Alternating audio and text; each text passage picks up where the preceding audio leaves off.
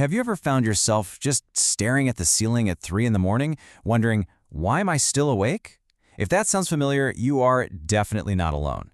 We're actually in the middle of what you could call a sleeplessness epidemic. So let's break it down. We're going to unpack the real reasons behind our restless nights and, most importantly, figure out what we can do to finally get a good night's sleep. Let's just kick things off with a number that should honestly be a huge wake-up call. Almost 20% of all adults in the US say they are excessively sleepy during the day. I mean, think about that for a second. 1 in every 5 people you see today is probably just running on fumes, walking through life in this total fog of exhaustion. And this isn't some problem that's the same all over the world. When you look at the data, you can see a really interesting difference. In Europe, it's about 15% of adults who report being this tired. But here in the US, it jumps up to nearly 20%. The takeaway here is pretty clear. Something about our modern life is making it that much harder to get the rest we desperately need. So what is going on? Well, for the first part of the answer, we kind of have to look inward. The biggest battles we fight for sleep, they're often happening right inside our own heads, with all the stress and anxiety that just loves to follow us to bed. A survey from the American Academy of Sleep Medicine, or the AASM, lays it all out for us, and wow, take a look. The biggest things keeping us up at night are our finances and our health, at a massive 87 and 86%. It's like our biggest real-world worries are the ones that are literally tucking us in at night.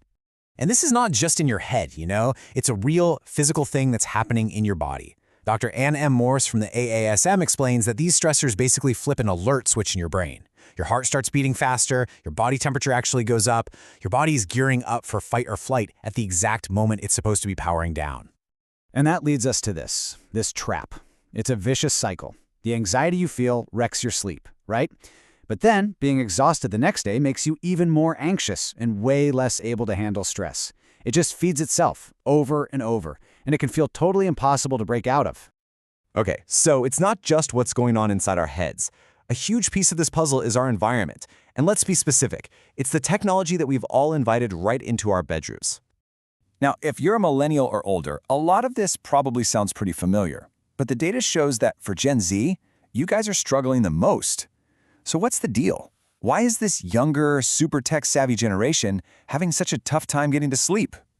Yeah, the numbers from Calm's snooze report really tell the story. Just look at the difference here. Almost half of Gen Z says they have trouble falling asleep. They get hit harder by scrolling the news late at night, and they are way more likely to be kept awake by their devices. It's a clear generational divide that shows how being always on is literally messing with our ability to switch off. So what is the actual scientific culprit here? Well, it's something you've almost certainly heard of: blue light. It's that specific kind of light that's beaming out of all our favorite screens, our phones, our tablets, you name it. And here's exactly how it messes with your brain. That blue light essentially tricks your body into thinking it's still daytime. It slams the brakes on melatonin production. That's the key hormone that tells your body, hey, it's time to go to sleep. So not only does it make it harder to fall asleep in the first place, but the sleep you do end up getting is often shallower and just not as good. And if you're thinking, oh, well, that's not me, let's look at this number. A huge study checked how many of us actually keep our phones in the bedroom at night. And the result is just staggering, over 95%. That means there is a powerful sleep-wrecking device sitting on pretty much every single nightstand in the country. Okay, so we have really established the problem, from the worries in our minds to the screens in our hands. Now for the most important part. What can we actually do about all this? Let's talk about solutions. So, where do you even start? Well, experts at the AASM point to these fundamentals of what they call sleep hygiene. First, a consistent schedule. And yes, that means on the weekends too.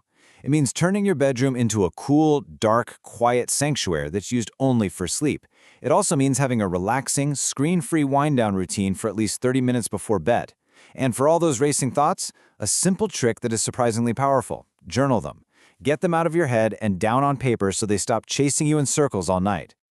Now, these tips are really powerful, and for a lot of people, they're a total game changer. But for the 6 to 10% of adults dealing with chronic insomnia, basic hygiene might not cut it.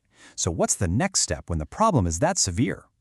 The answer, for so many people, is something called CBTI. That stands for Cognitive Behavioral Therapy for Insomnia. This is not about trying harder to sleep. It's a whole structured program that basically retrains your brain's relationship with sleep.